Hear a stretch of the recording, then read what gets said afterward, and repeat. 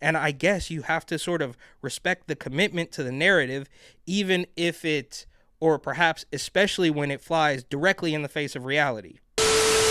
What is up? My name is Eric. This channel is called Report and Opine. I am back. This, of course, is the epicenter for all of your current and captivating coastal elite chaos. So please hit that subscribe button, like the video, ring the notification bell, leave a comment or two, share this with a friend. Let's go.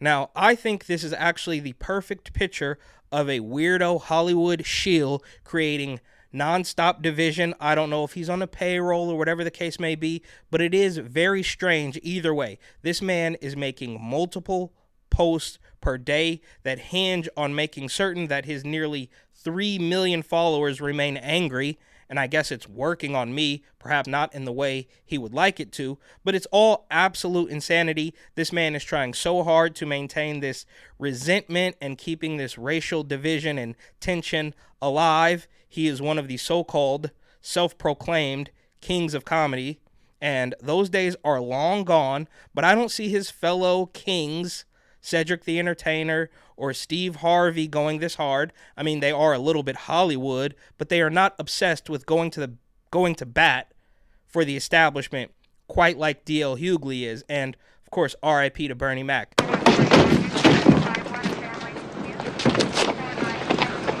We didn't even do nothing. Well, you think you tough? You look so tough now, little nigga. Hate you black bastards. You stink. I hate your black skin. I hate your black pants. I hate black pepper. I hate black keys on the piano.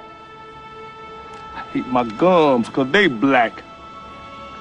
I hate Whoopi Goldberg's lips. I hate the back of Forrest Whitaker's neck. Ah!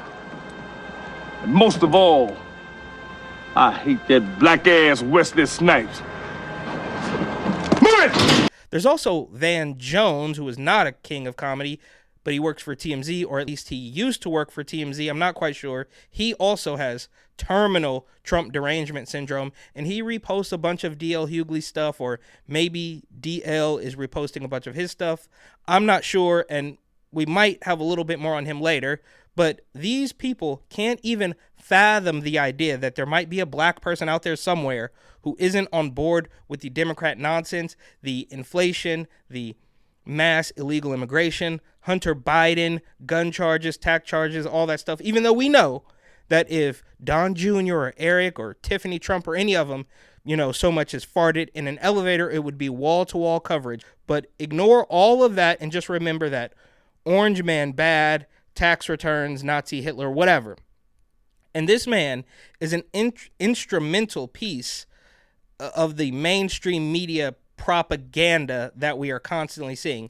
And these posts are all recent, just from his Instagram alone, too. I don't know what's going on Twitter. He may have gotten rid of Twitter because Elon might let his equal and opposite post his thoughts over there. Well, his Twitter is just as bad. And of course it would be. I don't know what I was thinking. And right up front and center, he's got some, Orange Man bad stuff. Trump true believers are threatening to leave the United. I mean, okay, whatever. Everybody says that.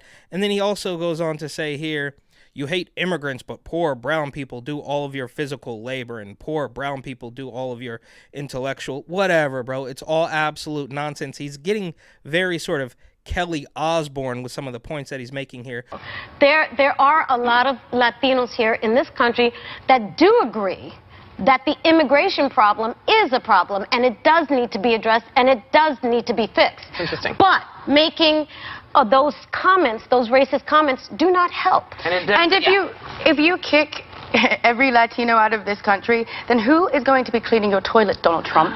Oh, that's no. In the sense that, you know what I mean? Like, when I'm saying there's that there's more jobs to be in LA, they always, but they Latinos are not only the no, only people I didn't mean it doing like that. Come on. No, I would never mean it like that. Okay. Like, I'm not part of this argument with... But I didn't look through his Twitter, so we'll save that for another day. But from his Instagram, and keep in mind there are thousands of posts like this, but he says, no American president will ever let Israel go down the tubes, Democrat or Republican. It's not an issue. And that's a quote from Richard Nixon, apparently. That's the gig. Stop thinking that Trump was in office, it'd be any different, blah, blah, blah. And this, I guess, is in response to, of course, a bunch of weirdos losing it that Joe Biden is not doing enough with Israel and Palestine, which is a completely separate issue. But he, I think, is angry that people are hopping off the Biden bandwagon because of this Israel-Palestine conflict. So, of course, he has to go out of his way and let you know that it wouldn't be any different under Trump, even though it definitely was, and we all lived through it. In your book, and you say that you have said it many times when you were president of the United States, that no president is ever going to desert Israel, right? Correct. I put it more bluntly. I said, as I told congressional leaders during the 1973 Yom Kippur War, no American president will let Israel go down the tube. All right. Okay, and it goes on like that. But the point here is that he is letting you know that even the thought of trying something different because you don't like the state of what's happening clear across the world is not going to work, and it's still just, it's orange man bad, always and forever. Here he says, we got to bubble wrap this guy. We had Black History Month. You had always some white jerk in class be like, well, when are we going to have White History Month? Right. And what ends up happening, we have White History and they immediately outlaw it, because what we actually don't want is White History Month. We do want White Mythology Month, but that's every month in America. So we end up with is outlawing talking about whiteness at all. For most of my life, whiteness was the freedom not to think about race. Right. And only in rare instances you would feel, oh, I'm white, I'm different than people around me or whatever. And then almost immediately we'd be able to go back into the not thinking of it. And that's again. Okay. And of course, everything boils down to race. And this guy says, well, whiteness is the freedom to not think about race. Or I guess you could just call that freedom, but he doesn't, you know, we're not gonna even think about that. It all boils down to race. And it's funny how he loves the white people who toe the line, but he absolutely cannot stand black people who won't toe the line. And here's another video that he posted of a man in Chicago who is fed up with the illegal immigration and is daring to think outside of the Democrat box, if you will. Let's have a meet with the Republican Party. If Trump want to come to town, come and meet with us. How blessed. It's fucking Christmas morning. And please, I don't celebrate holidays. Respect my boundaries.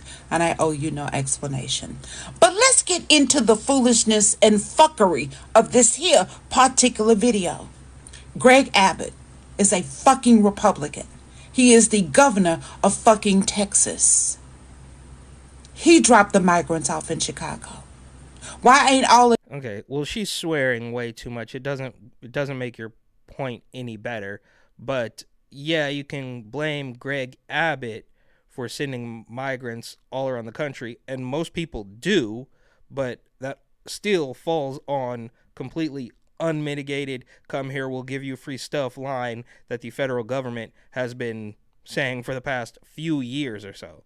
And one thing I forgot about the last guy is that he mentions that, well, you know, there was one point in my life where I felt different. And only in rare instances you would feel, oh, I'm white, I'm different than people around me or whatever. And which you can take that how you want. But to me, it sounds like the white savior man who is crying about, you know, racism or whatever has internalized the idea that he is superior to other races. But, you know, that's a deep rabbit hole. And here's a video that he has reposted from CNN where he says Blue Lives Matter unless it's at the U.S. Capitol or DUI stop. This body cam captured a North Dakota state lawmaker making homophobic and discriminatory remarks towards a police officer after being arrested on DUI charges. Okay, we don't even. It's all completely ridiculous, and it seems to be some sort of British AI doing the voiceover. Not that it really matters, but it's pretty hilarious how they're not going to highlight any DUIs that are happening on the other side of the aisle. That much is for certain. But here he wants us to know that somebody said something racist to a cop, even though for the last 3 years, or in DL's case, probably the last 30 years since Rodney King or whatever. So the cops are pretty much all racist. But this cop, in this instance, is the victim of racism because it works for us. Which is it, bro? And it doesn't even really matter because everything is racist. It's an absolute unintelligible mess. And another repost here from some random white savior libtard or something, and DL says, "Damn, sounds like my timeline, LOL." Tell me something that white people say to let you know that they're low-key racist. All lives matter. I don't see color. Doesn't matter if you're white, black, red, yellow, green, or purple. I have 3 black friends. My best friend is black. My sister married a black guy and they have 2 beautiful mixed babies. Yeah, it goes on like that for another minute or so. But it's pretty clear that it is a rock and a hard place. If you acknowledge that there's a difference or something, then that, of course, is racist. If you don't acknowledge that there is a difference or something, that, too, is racist. So the game is obviously rigged to the point where anything you do or say, if you're white, of course, is immediately racist. And here's another one where he reposts a woman who has been reposted by another white dude. It's a repost inception here, but she's singing a little song about how Rob Smith got heckled at a conservative event, and I think notoriously there's a group of people who don't really like Rob Smith. I might fall into that category. Okay, so some breaking news. Rob Smith just took his Vespa to a business meeting in Miami Beach. Watch. I just took my Vespa, my scooter, to a business lunch in Miami Beach and got caught in a torrential downpour. Now, this is following the controversy when Rob Smith had ceviche after tennis with a buddy. Yesterday, after tennis, me and my buddy had ceviche. Doesn't matter, but it's pretty strange to me, or actually not strange at all, and perfectly predictable that it all boils down to race. The idea that somebody with some similar political thoughts would disagree. That doesn't occur to them because they all walk in lockstep and they pair the same talking points because they read from the same corruption playbook. Me. I never thought the leopards would eat my face. No, I never thought the leopards would eat my face. Yeah, okay, so there they are celebrating that Rob Smith got heckled, and I might be one to celebrate as well, but again, not for the reasons that he might want. And a classic repost here from MSNBC's Rachel Maddow. He says, "The point is, anything he says would be irrelevant if he didn't have a loyal base that supports it." And he's of the mind, I guess, or at least he wants us to believe that he is of the impression that there is no possible way, even as the country is quite literally and figuratively collapsing, that anybody would even think about voting for somebody that is not a Democrat. And we can have the discussion about whether voting matters at all, but that is a different story. This is about D.L. Hughley being an absolute weirdo shill, and I have to imagine somebody's paying him because otherwise it's just weird. Saying the kinds of things, the exact kind of things that Hitler and Mussolini said. This kind of rhetoric, trying to turn Americans not just against each other, but to the idea that some people among us are so dangerous that they must be exterminated. Yeah, okay. So they're batting at the top of the order here, right? They've been through every single other thing, P-tapes and tax returns and all that. But right, old trusty is, Trump is the same thing as 1930s Germany. It's laughable, really. And here he is reposting Gavin Newsom, who is he's at the peak of race baiting right now, and it's also strange and or incredibly predictable that everything boils down to race, can't stand white people until one of these weirdo white savior types who has literally destroyed San Francisco and graduated to destroying the entire state of California. But he is parroting the race baiting claims, so I guess we like him now. They're talking about anti-woke, and I mean this. For me, it's not anti-woke. What he really means is anti-black.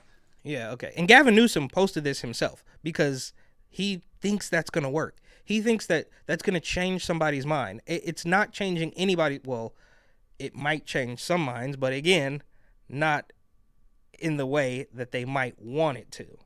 And anybody who lives in California or lived in San Francisco when Gavin Newsom was the mayor, as I was, would know that this man is greasy at best.